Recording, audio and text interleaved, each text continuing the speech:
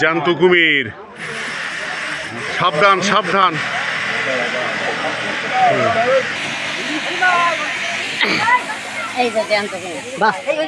জ্যান্ত জ্যান্ত পরিযায় বলো, জ্যান্ত ধারে বল।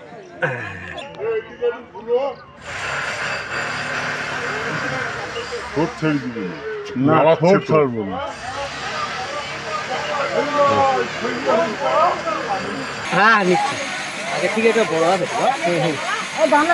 বলবি না? না বলবো।